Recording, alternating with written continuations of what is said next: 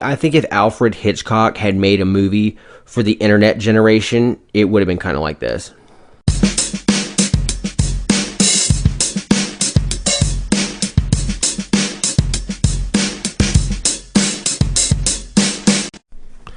Hello, everyone, and thank you for listening to the Amigas podcast. Today, we're going to talk about the movie Cam and why we think you should give a shit about it.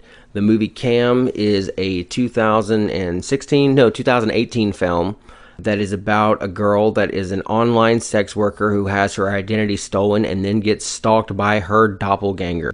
Danny, what did you think when, this movie started out? What was the first thing you noticed about it? What did you see when this comes up? We're in this girl's bedroom, right? Yeah, we're in this girl's bedroom, and she's talking to somebody. We don't hear a response, so it's a one-way conversation, it looks like. So it's kind of like, it's a webcam, right? So it's like we feel like we're on the viewing end of the webcam, and it's kind of like she's talking to us, but you know it's a movie, so she's talking to somebody. You're just not sure who. Did you think it was just an individual person, like just one guy? I thought it was a one individual person, but no, it turns out, like you said, she's an online sex worker. An online sex worker with one of those companies, one of those pages that basically has strippers over webcam, and you can, sign up for an account and pay them some money, and then they give you little tokens like Chuck E. Cheese, and then you throw Chuck E. Cheese tokens at your favorite online webcam stripper to get her to do whatever she's willing to that, you're able to pay for, right? Sort of. I think the way that she was going about it in that first scene is she had 3 items, toys. We're going to go with toys. Adult toys. Yeah. But she had 3 adult toys, and they would bid on which one she would use on herself. Did it kick right into that? Is that where it started? No. She's talking to her audience or the people in chat. And her fan club. Yeah, her fan club. So it starts out, we're in her bedroom, she's on her webcam, then we see it is a girl on webcam talking to a chat room full of people that are watching, and she tells them, like, first thing right away, hey, we're in a competition here. I'm ranked number, 60, right? And or around 60. Right, and she's like, I'm trying to move up 10 spaces tonight, right? Yeah. That is approximately about 10 spaces because she was in the low 60s, I believe. Right. So she's, talking to her audience. She's talking to these people that are, paying money to be there, interacting with her and watching her do her thing. And she tells them, hey, we're trying to move up tonight. And one of the ways that we learned very quickly in the movie that people move up is the more money that people throw, the more tokens that they put out there, the faster you're able to move up. It's judged on that and based on how many viewers, I guess, you have overall. And I assume there's people on these websites jumping around to whatever's most popular. She tells everyone starting out, hey, we're trying to move up tonight, like, come in and throw down hard on this show, like, really, flex your money and do your thing. She starts saying, what would you like me to do next? How would you like me to do it? What would you like me to use, basically? And then this guy comes along shortly after she says, we're trying to move up tonight. We're trying to get, further up there in the ranking. This guy who is a visitor that has, like, a guest account, and he throws a bunch of money, and he says, how much money do you want to stab yourself, basically? And she's like...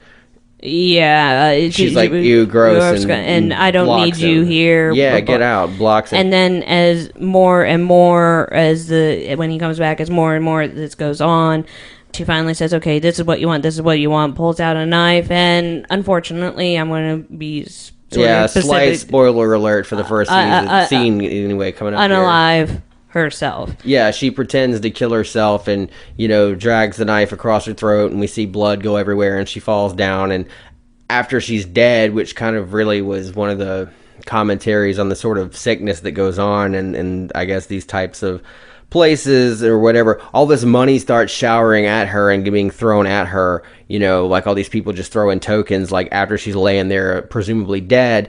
And then she gets up and pulls a piece of latex off her neck and shows that it's fake blood. And it's like, haha, I gotcha.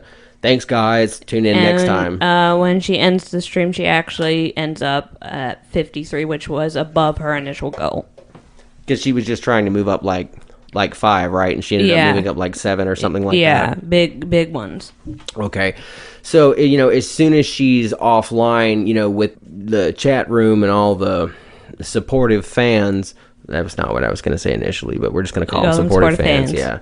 I was going to say pervy internet losers, but I didn't say pervy internet losers. I No, said supportive no, fans, yep, so yep. good for me. But as soon as she's offline with all the pervy, supportive fans, she gets this message on her, private messaging service, and it's this dude that's like, check it Tinker out, Boy. Tinker Boy. Yeah, he calls himself Tinker Boy, which is like the gayest, simpiest thing you could possibly call yourself if you're trying to score cam girl, to be quite totally honest. No offense to the gays, full offense to the simps, but yeah, that's his name, is Tinker Boy. And he's like, yo dude, you did it, good job, yada yada. And she's like, thanks, I knew it was a great idea to have you pretend to be that guest and tell me to kill myself to set this whole pretend snuff film up for views, right? Yeah, and not only that, but we also find out that another character that comes into play is his username is Barnacle Bob. Oh yeah, she has to get off the phone with Tinker Boy because Barnacle Bob comes through, and Barnacle Bob is like one of those ballin', got a lot of money but unhappily married type of, not very good at pulling chicks by himself, guys that spends a lot of money on his favorite cam girl. Before we get into that, though, let me just ask you, because I just thought about this now, in that initial scene where we see this person trying to get views and likes and, attention on the internet that kills themselves, do you think that it right away set the tone for this is a horror movie and the world we live in is a horror show? Because this is like a commentary on how far people go just to get attention for their public channels, don't you think? Oh yeah, I totally agree with that, because it does set the tone for what our society is, because we are trying as dying for attention, literally. Yeah, we're out here dying for attention, and it's like, hey, show me this, show me some affection over here, because we associate attention, whether it's good or negative. We associate it with love, and if we can't get love, we'll definitely take attention. Oh yeah. So that's what I took away from that as well, is that this is not only a horror movie, but this is a commentary on the world in which we currently live. Oh yeah, which is all social media based. Right down to the trying to convert that into the almighty dollar. So what happens next? Like, Barnacle Bob chats with her, and he I guess he throws a little bit of money at her. 100 coin. Yeah, 100 coin. By the way, for those of you who are sitting here thinking that, okay, yeah, 100 coin, he just dropped a piece of blue cheese on her, that's awesome. No, dude, no, he didn't. I actually looked it up, and the average website pays about 5 cents per token.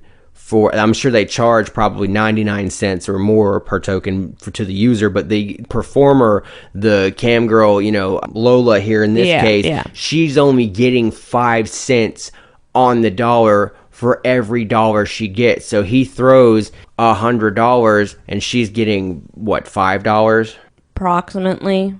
I mean, if it's 5 cents, so yeah, she's getting $5. So fucking thanks, Barnacle Bob. But she is making money, because in one of the scenes... Oh, yeah, it's a lot of change coming, I'll say that. Because in one of the scenes where she's talking to her mom, who, by the way, her family doesn't know. No, they don't know that she's doing this. They don't know that she's doing this. The next scene is her visiting them and whatnot, and we see her on her phone buying a couch. And not the cheap couch either. We see her buying ones with memory foam. A bougie couch. That, yeah, reminds me of my favorite Kanye lyric about Versace sofas in that 2010 album. But we see her buying a bougie sofa. She's got money to throw around like that. But even that was a commentary, because everything she's spending money on, and I kind of got respect for her in this way. Everything she's spending money on is an investment in her, her business, her image that she's putting out there. Well, she's gonna use this couch for her shows. She also bought a house, because her mom tells her that she bought a house. But then she tells her mom she's actually just renting, right? Or something like that. I got the implication from that scene, because that scene happens where they're at a birthday party. Her mom's bragging on her to her other mom friends, and she's like, oh yeah, she just Alice just bought a house, and she's like, but mom, I'm actually renting. As soon as she said that, I kind of got the impression that she sort of led her mom to believe she was gonna buy it, or told her I was gonna rent to own, or just kind of inflated what she was really doing, and also, then it didn't actually come out until it was being told to other people. So see, don't forget with that scene at the birthday party, which we'll get to, there's a whole breakdown of what happens with the family and everything. What happens next after she's like on the, she does the pretend snuff film. We see that it was all staged, right down to the guy that was in there pretending to, be a crazy visitor and whatever, and that she eventually gives into. And then she talks to Barnacle Bob, and he's like, congratulations, way to go on your show and getting your big rankings. And, the other girls are slacking off compared to you. And P.S. Barnacle Bob must be a seg fuck. I definitely did not get any good vibes off of him in this movie. Don't forget, when we first meet Barnacle Bob through the web chat, he's trying to get her to take a bath for $5. Oh, yeah. In front of him. Oh, yeah. What was the next scene, Danny? She dubs it dinner date in her calendar episode. It's like she's doing a stage, so it's a dinner date with her audience. So the next thing we see is her sitting at home in front of the camera again, broadcasting to her audience, and she's like all dressed up in this, I don't know, I guess Playboy bunny type of outfit or something like that. And she's like got a steak and some wine, and she's like, I'm gonna have dinner. And people start asking her dumb shit like, eat with your hands, eat the steak with your hands. And she like eats the steak with her hands. And I guess the movie was trying to show us at this point, it's sometimes you have really degrading nights, or you have nights where you try to really push the envelope of how far you're willing to go to degrade yourself, and then mildly degrading nights. Some nights you might just, instead of pretending to slit your own throat for money, you might just have to eat a steak with your hands. And that's what she does. And she meets her halfway mark. She actually makes it to 50. Yeah, she makes it to 50. So just on her own hustle, we see this performer that's working really hard, and she makes it all the way up to, 10 places on the thing, which is, there's probably a couple hundred performers on these websites give it live on any given night. So to even be in the top 60, let alone the top 50, like, I'm sure she had to work to get there. That's really impressive. And then this is where we see the competitive nature for this come out too. Hell yeah, because she's halfway into this dinner date, she's eating this steak and whatever, and all of a sudden the camera starts to cut over to this other chick who's like, this big, stripping for pieces of clothing and saying she's a big tease. She's all one of those like, I'm so hot I don't have to take my clothes off, and I'm yada yada yada. But she's like, I'm gonna go further than I ever have tonight if you guys will just help Lola drop so many places. The further she drops, the further I go. Yeah. Yep. And she succeeds. She gets her all the way back down to like where 60, she started. Yeah, yep. Right back to where she started. So she sees that, our character in this movie, Alice, sees that just by trying to work your way up, honestly and hard at something, you get to a certain threshold, and then some asshole up there just kicks you back down like communism, and you just are right back where you started. And also, she's talking to one of her friends, Fox, I think her name is, or something like that. One of her, not just friends, but fellow performers, right? Yeah. Fox has this idea of going to their clubhouse and performing. She's Which at first is a gross scene. Like, you would think like a house full of like hot cam girls, like working and doing stuff together would be light and fun and great and sexy and all that.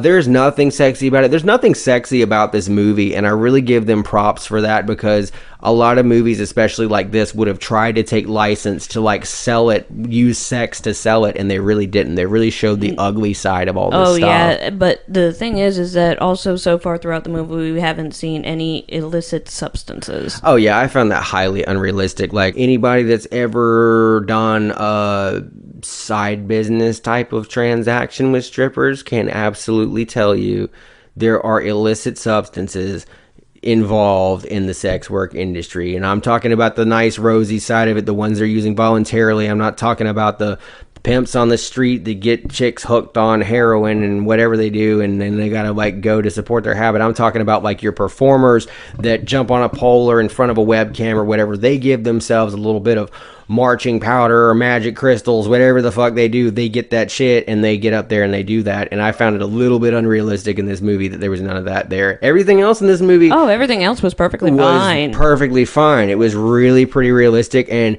I appreciate what they were showing us. And I can even go so far as to say maybe the reason they were like, no, we're not going to put any cocaine in our sex work movie is because they did not want this to look glamorous. That may have been a big part of why. Well, also don't forget it's under the horror movie, so it's a horror movie. And because this movie really defies the typical tropes of horror movies, which is the moral nice girl, well, actually that kind of is a typical trope because it's she's sexually immoral, so bad things happen to her. Well, also don't forget, she has 3 rules too. She states that she doesn't fake her orgasms, she doesn't say I love you, and she doesn't meet them in public or something like that. I forgot the 3rd one. Yeah, she basically keeps it real and doesn't trick on the side is what her whole policy is. Yeah. I thought that was pretty cool. I didn't dislike this character, but I liked that about her. It was respectable. You just kind of I related to that about her is the thing. I kind of tried to put myself in her situation and see, this is how she can make not just money, but good money, even if it's, making it sleet rather than making it rain, stripping for jingle instead of paper. I respected her. She stuck to her morals that she had going into this business. Right. So she goes home, or she, gets done that night after she eats the steak with her hands and gets up those points and is right there at the place where she wants to be by her own bootstraps and elbow grease and hard work.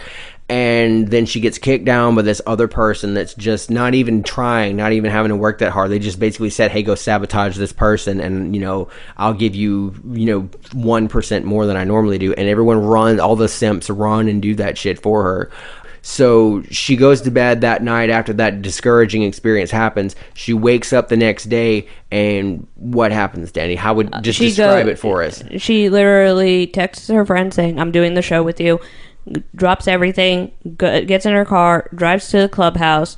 They go ahead and perform the show. Her Which is and Fox. A cringy fucking show. It really shows you the ugly side. We're not gonna. You guys go watch this movie yourself, the machine or don't watch this movie because this is the kind of movie you either absolutely are fine with watching it, or you absolutely should not watch this movie. Look, the machine that they use is called a Vibratron. Yeah, and that should scare any woman. Think of a rodeo bull that they have in bars sometimes. Except it's a sexual thing. Yeah. And I'm not trying to say that all sex workers who do this thing are degrading themselves. I'm not trying to say that sex work is degrading. I am a libertarian. I don't think any of that. I'm just describing what I see in this movie, okay? And how it was portrayed and what I think the director, writer, etc. intended for us to see. And what I had communicated from their whole, 2 girls in the having a rodeo scene with the electronic machine is they degraded themselves by letting the audience decide how much pleasure turning into torture they could take. And she just pushes herself. She basically, the long story short is she pushes herself way further than but she makes it past 50. She actually makes it to 47. And she makes it past 50. She gets to 47. So we see her rising in popularity. We see her rising in popularity. She starts out with this whole, I'm going to stage this pretend snuff film and get a bunch of hype. And she does that, and then she gets up after that and she's like, okay, I'm going to level off and I'm just going to eat a steak with my hands and try to be classy and just be myself or whatever. And she does that, and then she gets almost there, and then she gets kicked back down by some asshole just right above her. And so then she's like, well, I'm not going to give up. I'm going to be tough. I'm going to take even greater measures. And she goes and she takes that measures to the point that I really felt bad for her in that scene. I did not feel good at all. Again, this is not a sexy movie to watch. That doesn't necessarily mean if you're the kind of person that doesn't watch a lot of sexual stuff in movies that you should watch this. It's still gross and uncomfortable, and you will not have a good time with it, so don't watch it. Well, anyway, so she wakes up, and she gets back from the clubhouse. She wakes up at, we don't know what time, but it is after the clubhouse scene. Right, and she goes online to check and see maybe if she's risen a rank or 2 in the night, because she made it up to 47. She logs in, and we hear this, you know the sound when you try to miss password or whatever. Thunk, bad password. Thunk. Wrong information. Yeah, wrong information. And she finally goes on, and it shows her online. It shows her online, and she's flipping out. Let me back it up just a little bit, just to make this clear for folks that are working like me in day jobs and have podcasts on their headphones. What happens is she gets her rank up by doing that awful 2-girl rodeo show, and she goes home and goes to bed, and she wakes up the next day, and she's checking her rank, and it won't let her log in to do that. It's like wrong password, wrong information, can't let you in. Sorry. So just out of fucking curiosity, she gets on her computer and she goes to the page and she looks up herself and she sees that her account, her page, her performance is currently online. Cue Twilight Zone music. Oh yeah. Creepy. So what she does She's is locked out of her account, but someone is online. yeah. So she goes ahead and Pulls up the page. But she also goes ahead and don't forget this is taking place in her house. So when she sees this online, she goes ahead and goes to the room where she has set up for this little intimate web series that she's doing. Right. She sees that there's someone currently online with her account, and she goes and clicks on it, and she sees herself there doing stuff in her house, and she's like, what the fuck? I thought it was interesting that her first reaction was like, are there two me's? Because the first thing she does is she sees a show going on in the room right next to her bedroom, and it's her performing in that show, and the website is saying, hey, this is live, this is going on right now, and this is the first thing she sees after she gets locked out of her account. So the first thing she does is like, I must be tripping. She goes into the room in there, and there's nobody in there, there's nothing going on, there's nothing but her looking around and whatever. And so she concludes, hey, they must just be some kind of a glitch. I got locked out, shit happened, and they're calls customer service. Let's see what's finding out. And tells them, y'all must be playing an old show. Like, this is me up there clearly, but I'm not online right now. I don't know how this works. And the dude is like, ma'am, let me boost it up to my higher authorities. And she gets up to the higher authorities, and the guy is like, it's like that Twilight Zone episode called Night Call. Well, the password or the code that you gave us is invalid. We can't help you. That code is no longer valid because they have a passcode that they use. And eventually they say, we cannot help you. And yeah, they do. And she's like, well, why is my channel still active? Why is there still a show going? Are you guys playing an old show? And they're like, no, ma'am, that's not possible. Like, the only kind of shows we play are live shows. We don't play back old ones. So I don't know what the fuck's going on, but your information isn't valid, and from our end, we see a live performer, and it matches the ID on file, so sorry, girl, but you sound like a scammer. Peace out. Yeah, so after that point, she picks up, we go to the birthday scene with her brother. Yeah, she decides, okay, fuck it, I'll just deal with it later, and she goes to her brother's birthday party, with her family. Her brother knows that she does this sort of thing, but her mom does not know. And there's no dad in the picture. It's just I think her reasoning behind not telling her mom, and she explains it too, is that she wanted to be in one of the top spots to show her mom that she can do this. Wanted to be good at what she was doing before she showed any of exactly what she had been doing. Kind of like us with this podcast. So she goes to this birthday party, and she has this friend there that she invited, this high school friend she ran into at the dollar store. They're there at this party. They're having a good time. And all of a sudden, her brother's friends get on their phones, and they pull up his sister's page. Check it out, bro. Your sister does porn. And he's like, what the fuck? Fuck you. You shouldn't be looking at that, because they start ragging him too hard. And a fight breaks out. And as the fight's going on between her brother, who was trying to stand up for her honor and her independence, I loved her brother. He was my favorite character. Oh yeah, he never got angry about it. He never got upset about it. He understood what she was doing and why. And even when he was like annoyed and like over it and shit like that, he still, he didn't lose his temper with her. He still just kept it real and just kept it quiet. So, he starts trying to get the phone away and protect his sister's honor, and the fight's going on, and the mom is like, what's going on, guys? It's a birthday party. Like, why are you fighting with your friends? And then the phone falls on the floor, and mom picks it up, and she sees her daughter or whoever, whatever it is because going on. Because don't forget what was happening at this time, it showed it live. Yeah, the channel's still live, and it's an image of her. She doesn't know that's how it works. She just sees an image of her daughter, person that looks just like her daughter in a library doing things you shouldn't do in a library, and is like, oh my God, I can't believe you didn't tell me. And she just kind of like runs out of there. Yeah, she's like, I'm runs done out with of this. there. From there on out, the rest of the movie is basically her adventures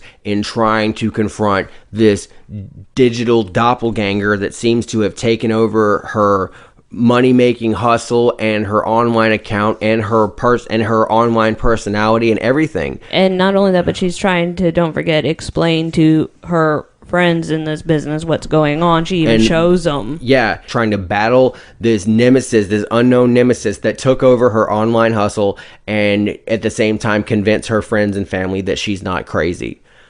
Before we get into our main questions, Danny, do you think that this movie just kind of portrays or is trying to get at the alienation that certain internet moneymakers might feel from their family? Oh yeah, and not only that, but don't forget also in this movie it also shows that girls are the type that will escort each other to the bathroom, but as soon as they're done with the bathroom, they're like, fuck that bitch, I don't like her. Yeah, immediately stab you in the back. They don't give two shits. I think it was Mark Twain who said one thing that men and women both have in common is that they both don't trust women. Oh yeah. Most definitely. So, Danny, let's get into our main questions. What genre of movie is this? I would be considered horror, but I also would consider it a thriller. Yeah, definitely a modern day thriller. This could have very easily been like a Black Mirror episode, don't you think? Oh yeah, oh totally. So here's the question we always ask first out of the gate, when we're talking about a movie that we liked. Do I care about these people? Did you care about these people, Danny? Yes, because it shows what an online persona and what people are like in real life. It's not what their online persona is. And the distance to which they separate themselves. Oh, yeah. They try to keep it so separate. I'm sure that most about anybody who listens to a movie reviews podcast, except possibly other than this one, probably hates the band Tool. But if you've ever read the lyrics to the song 46 and 2 about trying to separate your sides, or that awful Red Hot Chili Pepper song, I could almost say they could go on the soundtrack of this movie, don't you think? I agree.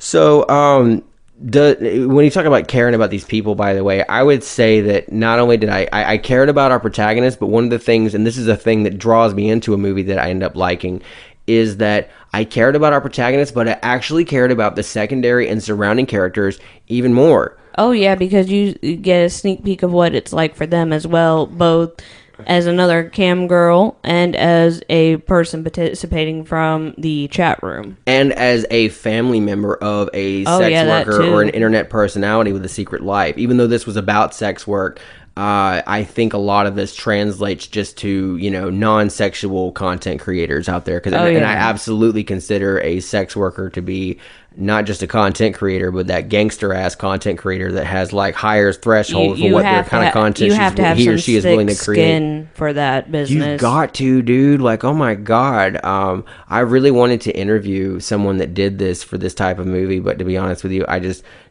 didn't want to spend that kind of money, and I know they're going to want to try to get that kind of money.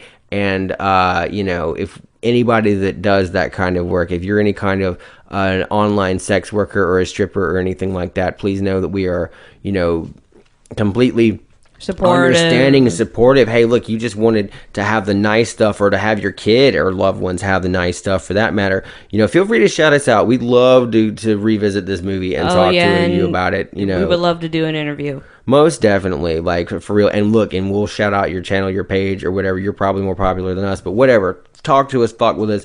We care about these people. Here's question number 3. Do I care about what's happening to them? That's a hard yes for me. It is, because don't forget, we are dealing with what looks to be a sentient being that is copycatting or doppelganging. And not just any sentient being, but a doppelganger. That's a horror theme that doesn't get played. I know it's played out, especially since it's been going on since the 50s, or even as long as movies have been going on, but that's not something that comes up a lot lately in horror thriller movies. The doppelganger aspect is, unless you count Us by Jordan Peele, which is a great fucking movie. Oh yeah.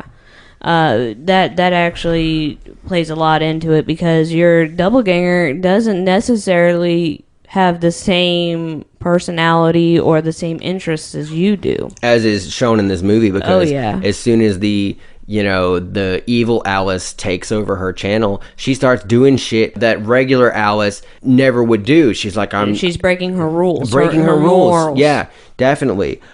So, do you think that, here's a question we always ask about movies, do I think that the acting is good?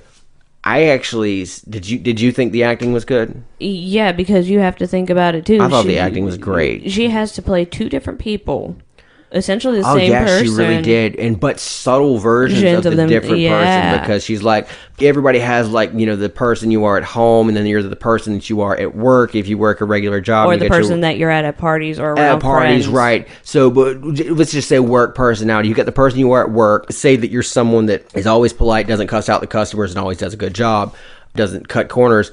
In her case, her work personality gets copied by an evil her that, slacks off, fucks off, and tells the customers to fuck off. Oh, yeah. Goes against her own ideals of how good, this is where the doppelganger aspect comes in. Like I said, it doesn't... It is, yeah. It doesn't necessarily mean that if you meet your doppelganger, it's going to be the same person that you are. And it's usually not. It's usually the opposite. It's usually some evil you that's trying to take over. There's a lot of very classic... Or take over your life so that they can keep on living.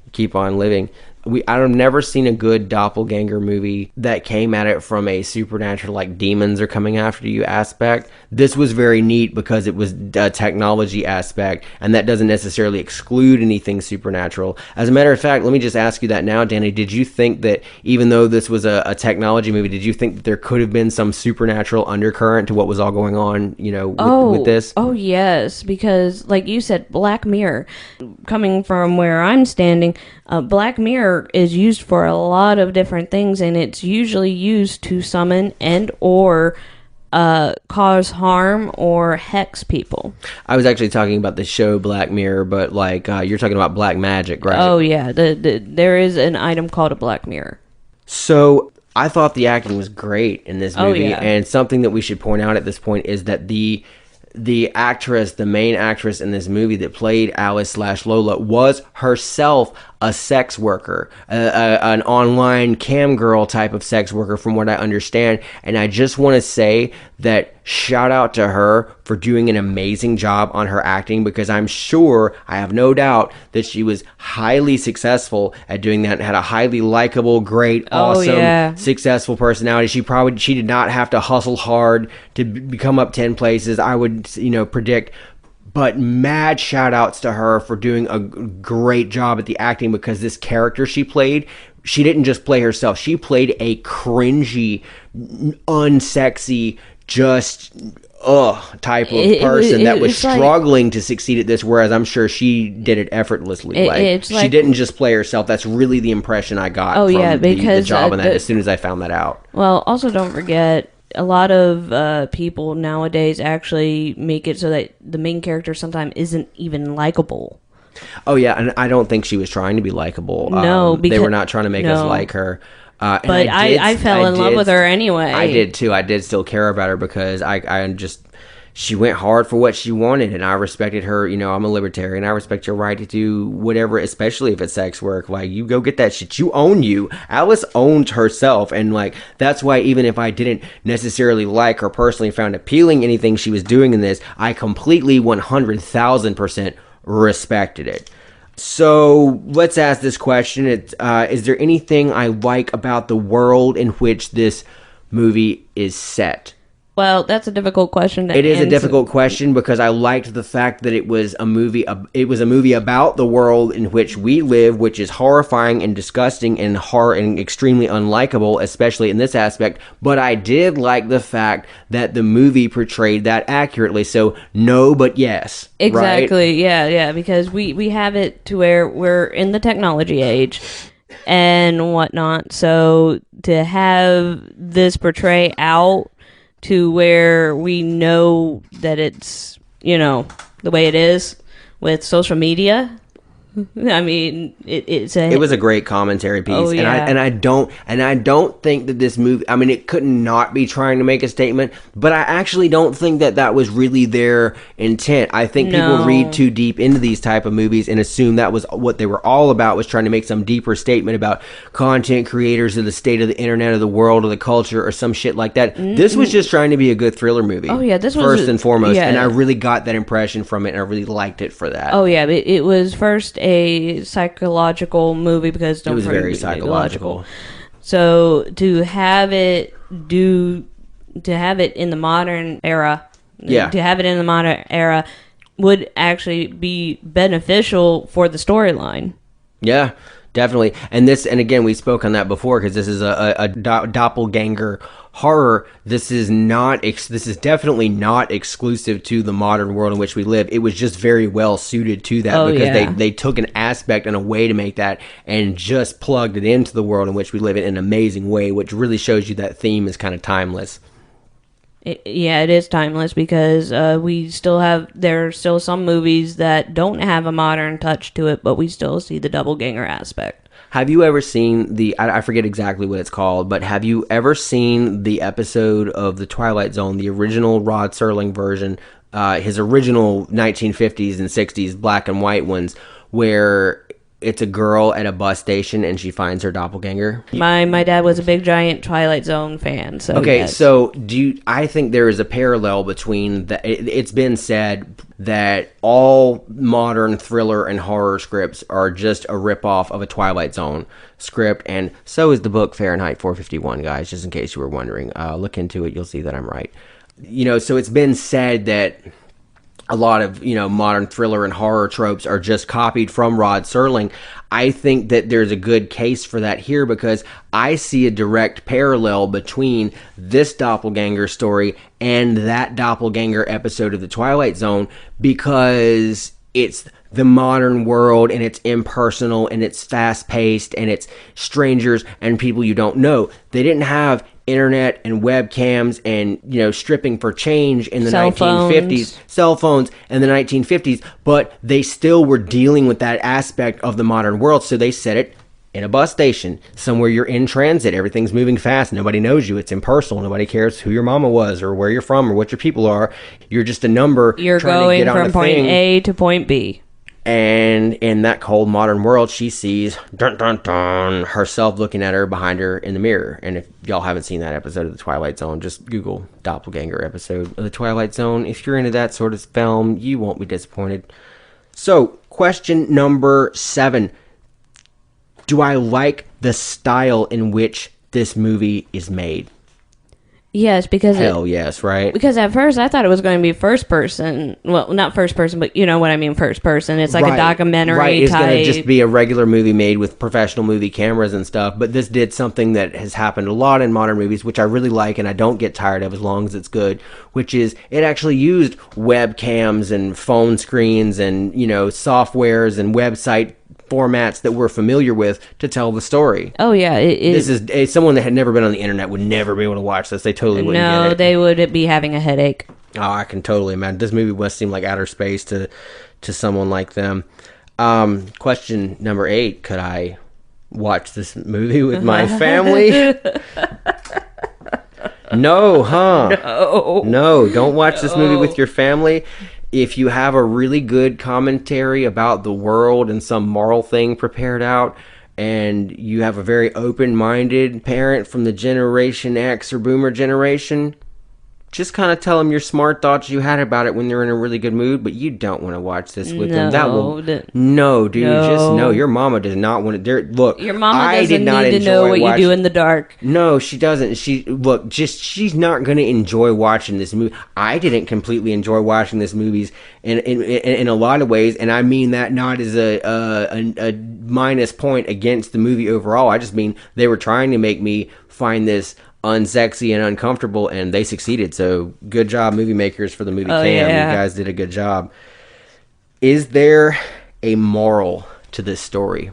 Well, it's hard, but I think that there is, and we could go on about this forever if we just let it bleed into projecting what the storytellers and whatever might have been trying to tell us, what they might have been saying. You could say things like, the further you go to have internet fans, the more it'll separate you from your real fans and or the family. More you chase the clout or money, more that some asshole with more clout than you is gonna kick you down to stay up there. Exactly. Yeah, I definitely think one of the morals to this story is similar to some of the morals in the movie Hustlers, which is that pervy strangers don't care about you. They only care about what they can get from you. And and this is proven in this movie too several times. Like, if you don't believe us, that, I mean, again, that's not, it's like the most unargued, like, that's the most highly agreed with thing ever. But like, if anybody doesn't believe me when I say that creepers on the internet don't really care about you, go watch this movie and you'll find out. And I don't mean that to say that anybody who's involved, again, is involved in this kind of thing, should stop doing it. I actually just mean to say, look, I know they don't care about you. You go get them for all you can get from them, and good riddance. Blindside their butts. Blindside their ass. Like run up on that ass. And get that money, legally and smartly and on a good hustle. Like, there's multiple many things I respect about, doing sex work from your home on a webcam. And I'm not trying to say, especially right now with the pandemic. Oh yeah, I mean, but for real though, and I think I saw that somewhere, that a lot of strippers were having to change over to this kind of thing. OnlyFans, and man. Being accountants. I should buy some stock in OnlyFans. So here's another question. Did this movie give you context within the first 5 minutes of watching it? Oh yeah, it also hooked me within the first 20. It had me hooked just by how it was, and what they thought was setting the hook with that crazy, like, fake snuff film thing. They actually almost pulled the hook out, because I was sitting there thinking, look, if this goes too far, if this is too in your face, if this is any kind of I think we almost turned it off at that point. I think we almost did, because look, if something is, I do not mind any kind of subject matter whatsoever, as long as it's part of a good story and you don't go too far to rub it in my face. Like, I know I sound like an old person there, but seriously, you can tell me about it. Tell me what happened. You can use it as implied. Tell me it's a motive or whatever. There's just only so far I want it in my face.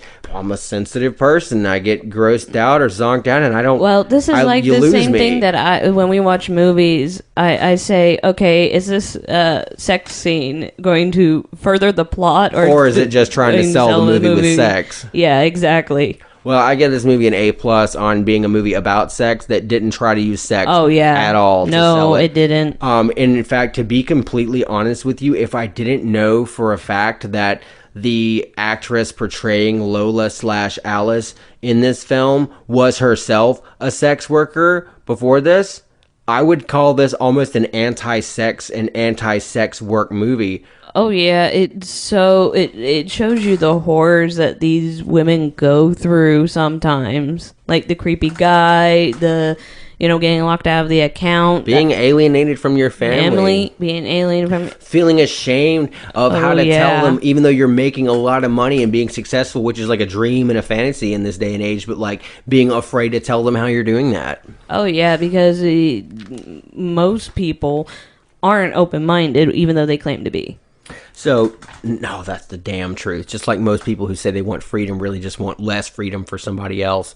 So here's a question. Does it have an ending, or did it just quit?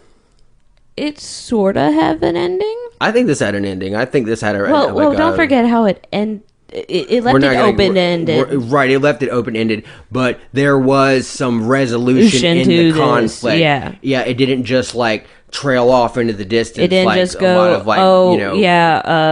for example, the bad guy got shot and it ended. And I think that's one of the neat things about thriller movies is they do tend to have that an actual ending, whether it's an open ending or a resolved ending or whatever. They have an ending. They don't just trail off into the distance like, okay, and here's when the movie quit. Like, I love drama. That's my favorite that's my favorite genre of movie, is a good fucking drama.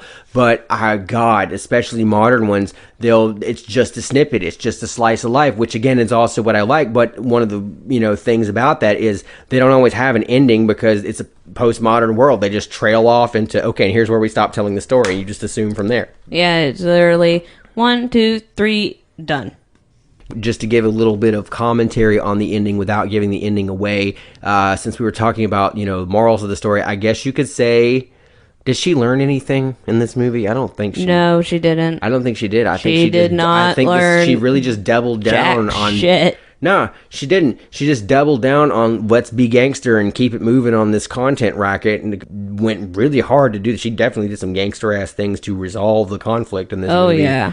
I really liked the ending. I got to give them props for that. I really wondered how they were going to tie this up, and it was pretty badass. Oh, yeah. It was pretty badass. Watch the movie, guys. Watch the movie. So, is it believable or not? Do you think this movie is believable or not, Danny? Yes, because we use... For the most part, right? Well, think about it. It takes place about social networking. Right. But it also... These types of videos are used with an algorithm. So it's definitely believable that that the technology that exists in the world that we're in today, I definitely believe that there's technology out there or close to it that could study a bunch of videos from an online content creator, and maybe if we're not 100% there where they could generate like all the stuff to make fake videos or just videos based on that, I definitely think the brain of that operation exists, even if the technology to render all the images necessarily doesn't. Does that make sense? Yeah, it does. And so an evil computer program, AI system, whatever you want to call it, can happen. Shit, the NSA probably has a program that could just take all your shit they have from Google and your phone and your Facebook account and be like, okay, here's a fake one. They're gonna post this. Oh today, yeah, post that next day. like a information dump or something like that. Oh hell yeah! If anybody has, I'll put it this way: if anybody has the information to make a fake you on the internet, it's definitely your government and Google. Not that they're not working together, because they totally are, kids. There was a couple of little things that I didn't find completely believable about this. Just little technical things that were not that big of a deal. Like when the girl was trying to get her to drop rank and was saying, go help Lola's lose followers or whatever so she'll go down and rank. I don't know how that would work, because you'd have to have people leaving her chat room to go over there and try to pull people over. Well, actually, the saying was, if you guys come over here, I'm going to be dropping my clothes. Type of thing. And right. And I don't think that the websites that do that actually operate that way. I think you're in whatever channel you're in, and you go wherever you're going to go. I think it probably moves a lot slower than how that would have to be possible for that particular scene to work. But it was a good device for a movie. I'll be willing to give them that. Was there a good twist to this movie? There were several good twists. If you like a good twist, you could almost put this on our mindfuck season. Like, this definitely has some good twists in it. Oh yeah, like some of them I really didn't see coming, to be completely honest with you. And I watched the background and storyline, everything. I watch it and I didn't see them coming. Same, dude. Like, I was not sure how they were gonna wrap this one up. Or I really wasn't sure how they were going to wrap this one up. And usually in shit like this, it's predictable, but it totally wasn't with this one. No, it was not. We kind of touched on this in some other questions, but does this movie teach anything believable about life? Several different things. Let me just list one off real quick and see if you got any others. I think it teaches the fact that the harder you go to be liked by people that don't matter, the more likely your relationship with people that does matter is to be strained. Yeah, that is one. The other one is, if you're willing to work hard, there's always going to be someone that will try to stomp you out. Absolutely. And also, you are your own worst enemy can be another one. Ooh, that's a deep theme. That's really a deep one right there. You really could psychoanalyze this movie a lot. There's a lot you could just psychoanalyze a lot about it. I mean, honestly, and I mean this is a deep compliment to this movie. I think if Alfred Hitchcock had made a movie for the internet generation, it would have been kind of like this. Yeah, it would be. It would be. Again, we don't think this movie is some big commentary on life. There's a lot of things that different people could take from it. This movie is definitely something that I thought was a good movie because it was just trying to be a good movie. It was just trying to be a good story. And I think that sometimes the stories that say the most about life, give you the opportunity to give the most good commentary, are the ones that aren't necessarily trying to be an allegory or a commentary or this big preachy sermon or message.